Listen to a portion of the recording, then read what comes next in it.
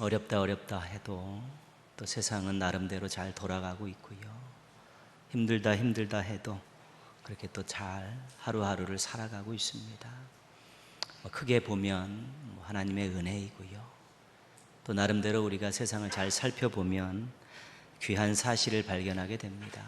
그것은 자기 자리에서 최선을 다하는 사람들이 많이 있다는 것입니다. 몸과 마음을 다해 수고하는 사람들이 많이 있다는 것이고요. 자신 이외의 사람을 위해 희생하는 사람들이 많이 있다는 것입니다. 그런 사람들을 통해서 하나님께서 또 이 세상을 이끌어 가시고 또 인생들에게 살만한 여유들과 어떤 기회들을 공급해 주시는 것입니다. 나라와 민족을 위해서 희생하신 분들은 굉장히 많습니다.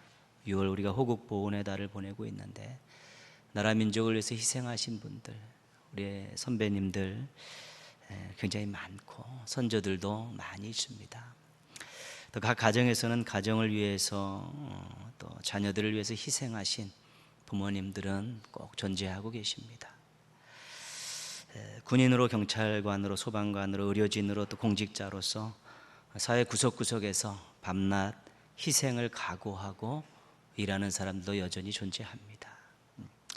어떻게 보면 이 사회가 누군가의 희생에 의해서 존재하고 유지된다고 말할 수 있습니다. 나 외의 어떤 사람들이 보이지 않는 곳에서 묵묵히 희생하는 삶을 살았기 때문에 또 사회가 이 정도 유지되고 또 나라가 나름대로의 역사를 써가고 있다는 것이고요. 또 가정도 분명히 희생하는 가족들이 있기 때문에 건강함과 화목함을 유지할 수 있는 것입니다. 따라서 희생은 공동체를 살리는 원동력이라고 할 수 있습니다. 공동체가 잘 살기 위해서는, 공동체가 건강하기 위해서는 희생하는 사람들이 많아야 된다는 것이죠. 그래서 희생은 공동체를 살리는 원동력입니다. 그래서 어떤 공동체에 여러분들이 소속되어 있다면 나름대로 내가 희생하며 살겠다라는 마음만 가지시면 공동체에 꼭 필요한 일원으로 또 행복하게 살 수 있는 것입니다. 러시아의 소설가이며 사상가인 톨스토이는 이렇게 말했습니다. 혼자 생활을 하거나 다른 사람들과 관계를 맺으며 생활을 하거나 단 한 가지 지켜야 할 원칙이 있습니다. 곧 인생을 가치 있게 살고자 원한다면 기꺼이 자신을 희생할 준비가 되어 있어야 한다는 것입니다. 가치 있는 인생을 살길 원하면 기꺼이 즐겁게 희생할 수 있는 그런 준비만 되어 있다면 된다는 것이지요. 또 마음에 조급하고 또 불안하고 때로는 짜증과 원망이 나는 이유는 희생할 마음이 없습니다. 대접받고 싶은 마음이 있고 혜택을 보고자 싶은 마음이 있는데 그것들이 이루어지지 않으면 그런 불만들이 나오게 되지만 내가 정말 희생을 각오하고 희생할 준비를 그렇게 인생을 살아간다면 어디에서든지 무슨 일을 하든지 누구를 만나든지 짜증보다는 즐겁게 헌신하고 즐겁게 섬기는 그런 삶을 살 수 있다는 것이죠. 그래서 희생은 가치 있는 인생을 살아가는 중요한 태도라고 말할 수 있습니다. 자기 인생을 가치 있는 인생, 값진 인생으로 만들기 위해서 희생을 장착한다면 그 인생은 하나님이 보더라도 사람이 보더라도 정말 가치 있는 인생이라고 인정받을 수 있다는 것입니다. 공동체에도 개인에게도 희생은 대단한 가치와 중요성을 가지고 있습니다. 신앙에 있어서는 더더욱 그렇습니다. 희생은 신앙의 근간이라고 말할 수 있습니다. 신앙의 뿌리에는 희생이 있습니다. 그리고 신앙에 대한 것들을 표현하는 여러 가지 많은 일들도 결국은 희생과 결부되어 있는 것입니다. 신앙에 있어서는 희생을 빼면 실은 아무것도 남지도 않습니다. 신앙 자체가 성립되지도 않고 또 신앙인으로서의 삶에 대한 어떤 핵심적인 내용들도 유지할 수 없기 때문에 흐물흐물 될 수, 뼈 없는, 뿌리 없는 그런 모습이 될 수밖에 없다는 것입니다. 오늘 우리가 본문을 읽었는데 이 본문은 마태복음 27장 11절에서 26절까지에 있는 예수님의 재판, 이 제목을 붙일 수 있는 그 본문 중에 한 부분입니다. 다 읽지 않고 일부분만 읽었습니다. 이 재판에 등장하는 세 명의 인물들을 한번 살펴보려고 합니다. 빌라도입니다. 재판을 주관한 사람입니다. 그는 재판을 열면서 정말 정직하게 시시비비를 잘 가려서 죄 있는 자에겐 벌을 주고 죄 없는 자는 또 무죄 방면을 해야 되는 책임을 맡은 관리입니다. 빌라도는 예수님이 죄가 없다는 사실을 신문하는 과정 속에서 이미 다 알고 있었습니다. 그래서 나름대로 여러 가지 모습으로 풀어주려고 굉장히 노력도 했습니다. 그래서 명절 때의 전례를 이용해서 예수님을 방면하려 하다가 바라바를 풀어달라는 군중들의 함성 속에 자기의 의견을 접고 말았습니다. 끊임없이 무죄라는 것들을 이야기하다가 시도하다가 계속해서 거센 반발에 부딪히고 있었던 것입니다. 결국 그는 예수님을 죄인이 아님을 확인했음에도 불구하고 죄인으로 인정하고 그의 죄인으로 형벌을 받게끔 모든 것들을 다 내려놓게 되었습니다. 자신은 아무 잘못이 없다고 손을 깨끗이 씻으면서 모든 것들을 백성들에게 다 책임을 전가하고 죄 없으신 예수님을 죄인의 자리에 세웠고 형벌의 자리로 몰아넣었습니다. 빌라도를 어떤 사람이라고 말할 수 있습니까? 빌라도는 여러 가지 설명이 많이 붙는 사람입니다. 그런데 오늘 주제와 관련해서요, 자신의 자리를 지키기 위해서 다른 사람을 희생시킨 사람입니다. 그가 예수님을 무죄방면했다면 그가 통치하는 지역의 모든 유대 지도자들이 아마 계속해서 그를 괴롭혔을 것입니다. 밀란의 조짐도 보이고 또 로마에다가 항소도 하면서 끊임없이 문제를 일으켰을 때 그는 더 이상 총독의 자리를 지키기가 어려웠던 것이죠. 그렇기 때문에 자신의 자리를 지키기 위해서 다른 사람을 희생시킨 그 사람이 바로 빌라도입니다. 총독의 자리를 지키려고 예수님을 희생양으로 삼았던 것이지요. 이런 부류의 사람들이 얼마나 많은지 모릅니다. 사회가 어두워지고 타락해질수록 이런 부류의 사람들이 굉장히 많습니다. 자신의 자리 때문에 그 자리를 지키기 위해서 다른 사람들을 희생한, 역사적으로 근대사에서도 얼마나 많이 있습니까? 5.18 민주항쟁도 그런 맥락 아니겠습니까?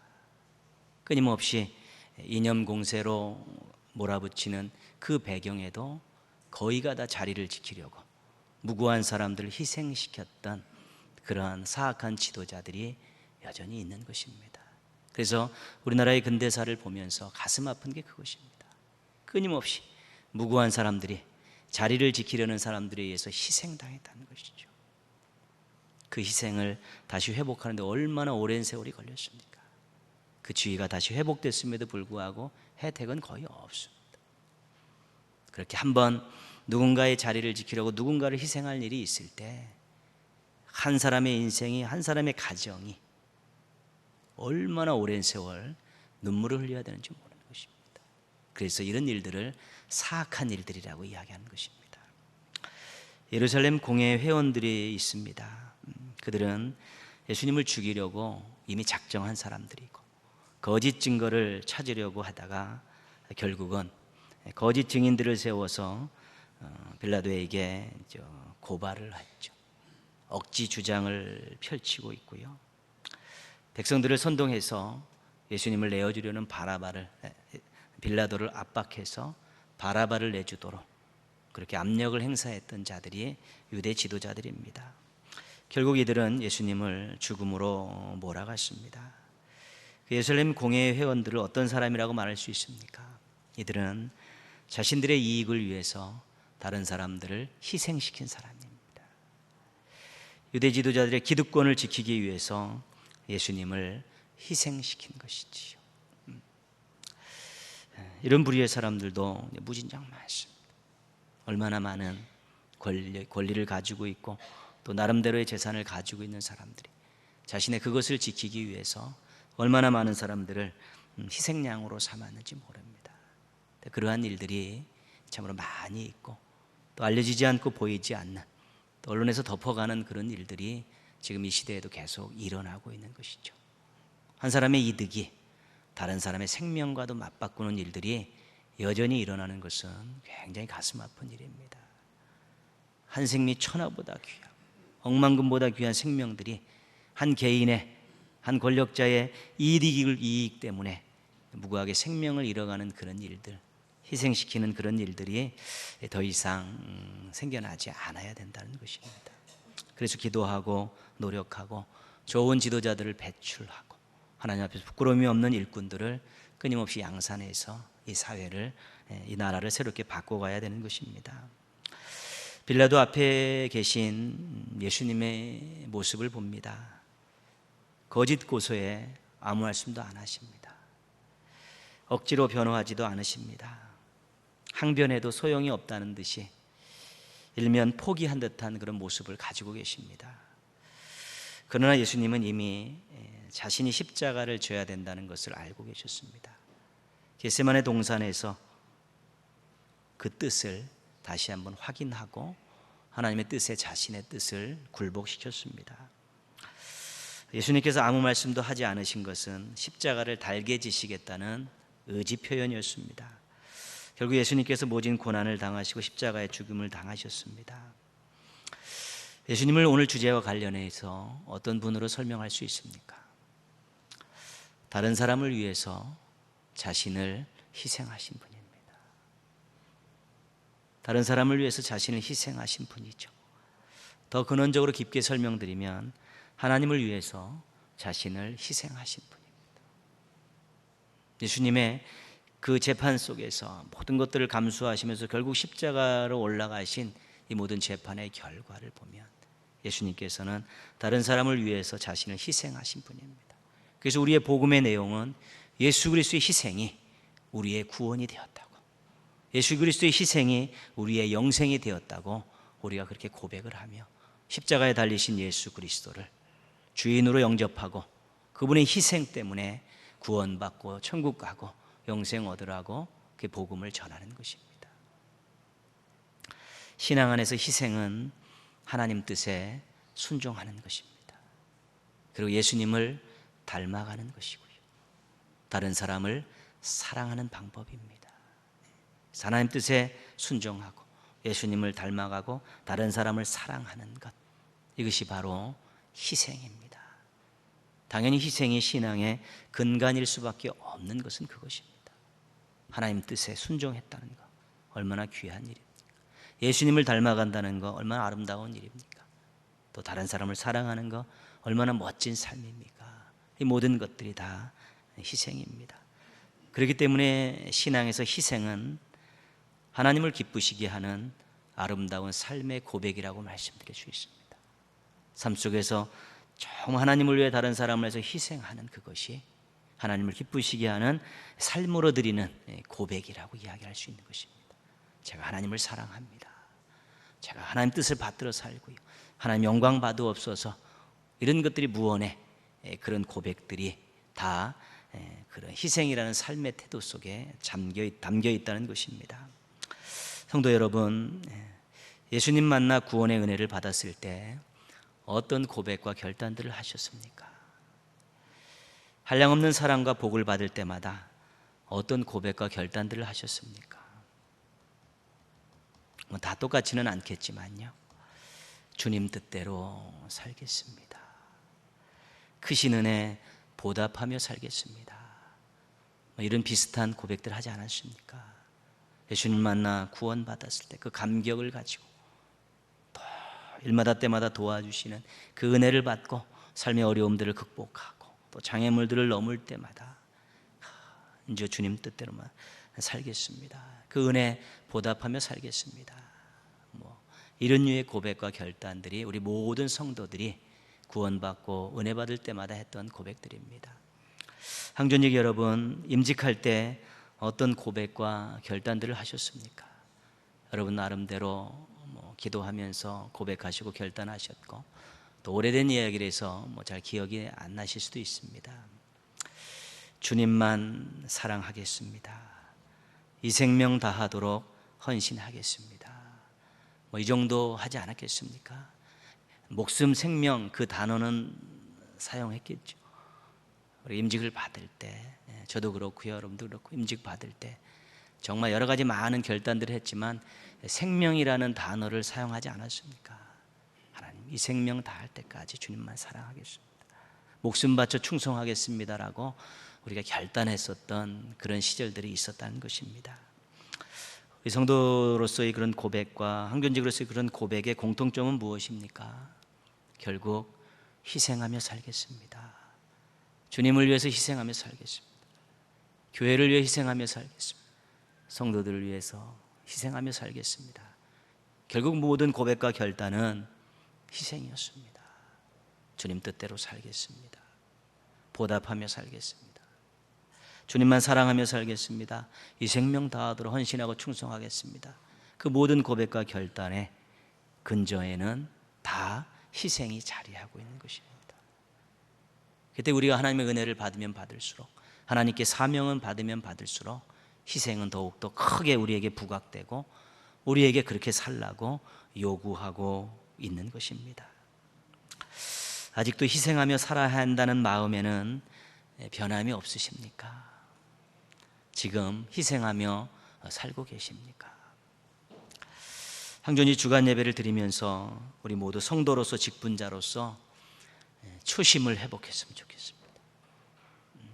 처음 은혜 받고 구원받았을 때 하나님 앞에 드렸던 그 고백들, 임직할 때 우리가 가졌던 그런 고백과 결단들, 희생과 연관된 그런 초심을 회복했으면 좋겠습니다.